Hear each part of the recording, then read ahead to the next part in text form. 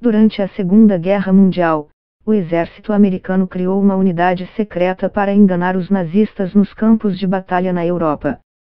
O 23º Quartel-General das Tropas Especiais, também conhecido como Exército Fantasma, usou ilusionismo e outros truques para se passar por tropas reais e confundir os alemães sobre o tamanho e a localização das forças aliadas. Estima-se que, em 21 operações, o Exército Fantasma tenha salvo milhares de vidas.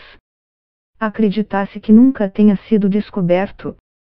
Rick Baer e Elizabeth Sayles, autores de The Ghost Army of World War II, 2015, O Exército Fantasma da Segunda Guerra Mundial, em tradução livre, revelaram as formas como essa unidade despistava inimigos. O Exército Fantasma empregou centenas de tanques, caminhões, itens de artilharia, jipes e outros veículos infláveis. Esses objetos podiam ser reposicionados da noite para o dia, fazendo parecer com que as tropas americanas haviam se movimentado. A atenção aos detalhes era algo crítico. Usava-se uma escavadeira para criar marcas no chão como se fossem rastros dos tanques falsos.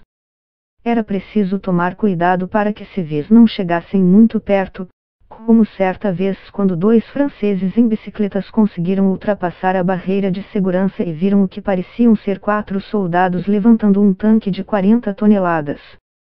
Quando o cabo Arthur Houston foi mandá-los embora, deu a primeira explicação que lhe veio à mente: os americanos são muito fortes.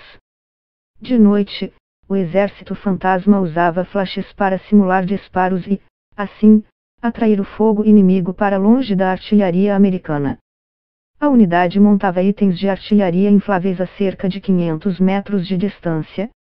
Os flashes eram produzidos com cartuchos com pólvora, acionados eletricamente. Linhas telefônicas entre a artilharia real e a falsa eram usadas para sincronizar os disparos reais e os flashes. Engenheiros de som gravaram ruídos de tanques, caminhões, escavadeiras e até a da montagem de pontes flutuantes, usadas para cruzar rios.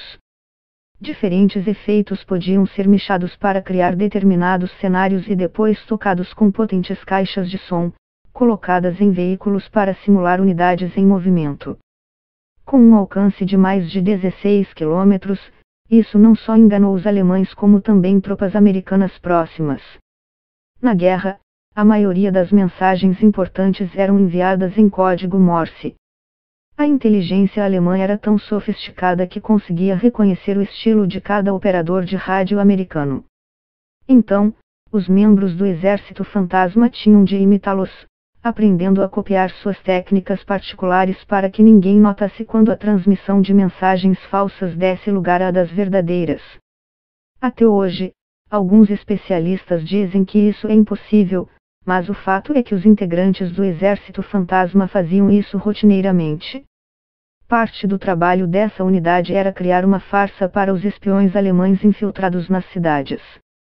Chamavam isso de efeitos especiais. Se, por exemplo, fingissem ser a 75ª Divisão chegando a uma cidade, pintavam os símbolos dessa unidade em seus veículos e circulavam com eles pelas ruas. Cada caminhão trazia 2 homens na parte de trás para fazer parecer que estivessem repletos de soldados. Os caminhões podiam ser repintados com símbolos diferentes e conduzidos pela cidade novamente.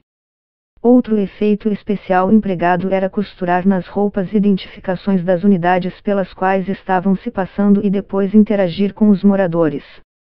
Em alguns casos, símbolos maiores cobriam outros menores em um mesmo uniforme para que fosse possível se passar por várias unidades com uma mesma roupa.